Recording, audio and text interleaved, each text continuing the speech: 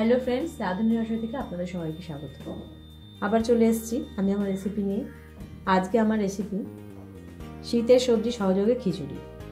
শীতের সবজি সহযোগে খিচুড়ি এবারে শীতে আমাদের বাড়িতেই প্রথম হচ্ছে, আর সেটাই আপনাদের সাথে শেয়ার করছি। অনুরোধ রইল ভিডিওটা প্রথম থেকে শেষ অবধি দেখার জন্য। খিচুড়ি তৈরির জন্য এখানে আমি প্রথমে শীতের যে সবজিগুলো হয়, ফুলকপি, গাজর, কড়াইশুঁটি, শিম, টমেটো এগুলো নিয়ে নিয়েছি। টমেটো বাদ দিয়ে সমস্ত সবজিগুলো আমি একটু ভাপিয়ে নিয়েছি গরম জলে। আর এখানে আমি বাজারে খিচুড়ির একটা আতপ চাল পাওয়া যায়, সেটাই নিয়েছি 1 কাপ। আর এখানে নর্মাল যে মুগ ডালটা, সেটা আমি 1/2 কাপ নিয়েছি। চাল ডাল দুটোই ভালো করে ধোয়া আছে, ডালটা আমি একটু ভেজে নিয়ে ধুয়ে নিয়েছি। বাদির মধ্যে রয়েছে ফোড়নের জন্য রয়েছে 2টো তেজপাতা, 2টো শুকনো লঙ্কা আর সাদা জিরে, আর আদা বাটা রয়েছে, 2টো চেরা কাঁচা লঙ্কা রয়েছে, আর সর্ষের তেল লাগছে, একটু ঘি লাগছে, হলুদ নুন তো থাকছেই, সঙ্গে একটু চিনিও রাখছি। আর স্পেশাল যে ভাজা মশলাটা থাকছে সেটা হলো ধনে, জিরে, মৌরি, শুকনো লঙ্কা আর দারচিনি শুকনো খোলায় ভেজে আমি গুঁড়ো করে নিয়েছি। এটা দিয়েই আমি খিচুড়িটা করব। আসুন তাহলে রেডি করি। কড়া বসিয়ে দিয়েছি, কড়ার মধ্যে সবজিগুলো ভেজে নেওয়ার জন্য একটু তেল দিয়ে দিচ্ছি।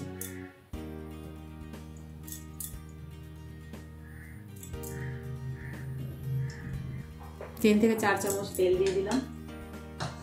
টমেটো আর কড়াইশুঁটি বাদে গাজর, ফুলকপি আর শিমটা আমি একটু ভেজে নিচ্ছি। তেলটা গরম হয়ে গেছে। সব সবজি কিন্তু হালকা করে ভেজে নেব। সামান্য নুনের ছিটে দিয়ে দিলাম, দিয়ে আমি গাজরগুলো ভেজে নিচ্ছি। গাজরগুলো ভাজা হয়ে গেছে, এগুলো তুলে নিচ্ছি। খুব সামান্যই গাজর দিয়েছি আমি, একটা ছোট গাজর একটু টুকরো করে দিয়েছি। এবার দিয়ে দিচ্ছি শিম।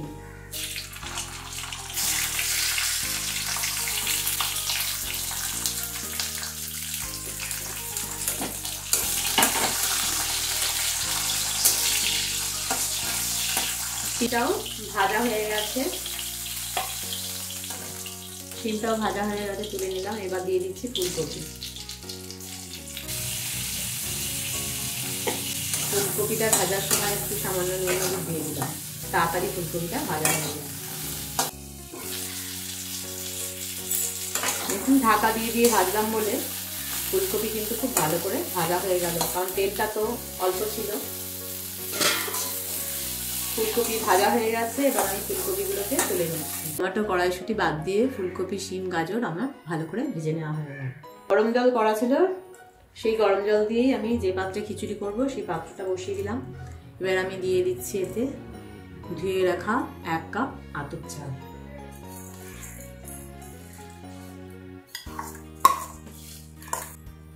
আতপ চাল আর ডালটা আমি একসাথেই দিয়ে দিচ্ছি। এখানে আমি রয়েছে নর্মাল যে মুগ ডাল, সেটা 1/2 কাপ রয়েছে, এটা একটু ভেজে নিয়ে ধুয়ে রেখে দিয়েছি। চাল আর ডালটা আমি একসাথে এখানে দিয়ে দিলাম। চাল ডালটা দিয়ে আমি একটু ঘেটে দিচ্ছি। এটা একটু ফুটে আসা অবধি ওয়েট করব। চাল আর ডালটা ফুটতে শুরু করেছে। এই অবস্থায় আমি দিয়ে দিচ্ছি আদা আর কাঁচা লঙ্কা। 1 টেবিল চামচ গ্রেট করা আদা দিয়ে দিলাম, আর 2টো চেরা কাঁচা লঙ্কা দিলাম। ঝালটা আপনারা যেরকম খান সেরকম ভাবে দিলেই হবে। আমি যেরকম খাই সেরকম ভাবে দিলাম, খুব অল্পই ঝাল দিলাম। প্রয়োজন মতো একটু নুন দিয়ে দিচ্ছি। সবজিগুলো দিয়ে দিচ্ছি। প্রথমে গাজর আর শিমটা দিয়ে দিচ্ছি।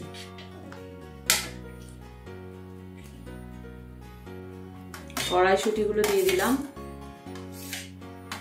যেহেতু আতপ চাল খুব বেশি সময় লাগবে না, তাই ফুটতে ফুটতে এগুলো দিয়ে দিচ্ছি। দিয়ে দিচ্ছি টমেটোর টুকরোগুলো। ফুলকপিটা যেহেতু খুব ভালো করে ভাজা আছে, তাই ওটা একটু বাদে দেবো। মাঝে মাঝে একটু নেড়ে দিতে হবে।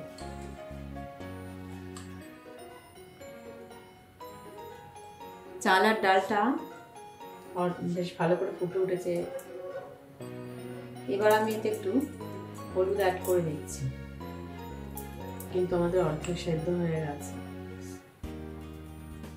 ডালও তাই। এবার দিয়ে দিচ্ছি ভাজা ফুলকপিগুলো।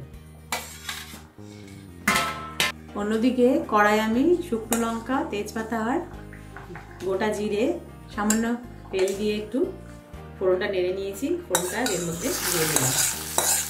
এই খিচুড়িটা কিন্তু খুব চমৎকার তৈরি হয়ে যায়, বেশি টাইম লাগে না। আমি যেহেতু 1.5 কাপ চাল ডাল নিয়েছি, তাই সেই হিসাব করেই আমি এখানে জলটা দিয়েছি। আপনারা যেরকম চাল ডাল নেবেন সেরকম হিসাব করে জলটা দিলেই হবে। এবার আমি এতে একটু চিনি দিয়ে দিচ্ছি।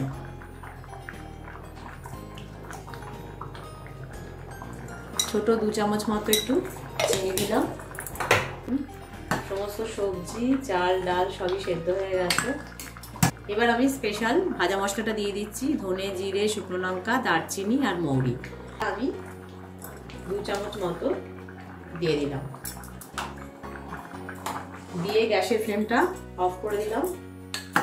খিচুড়ি কিন্তু আমাদের শীতের সবজি দিয়ে খিচুড়ি কিন্তু একদম রেডি। সব সবজিও সেদ্ধ হয়ে গেছে আর চাল ডালও সেদ্ধ হয়ে গেছে, দেখতেই পাচ্ছেন। আর এই যে জলটা রয়েছে একটু পাতলা, এটা কিন্তু বসে যাবে, একটু ঠান্ডা হলেই বসে যাবে। এবার এতে দিয়ে দেবো প্রয়োজন মতো ঘি। আচ্ছা, একটু নুন দিয়ে দিলাম, মনে হচ্ছে নুনটা একটু কম আছে। এবার আমি এতে ঘি দিয়ে দিচ্ছি।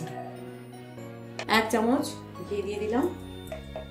ঘিটাও আপনারা যেরকম খাবেন সেরকম দেবেন।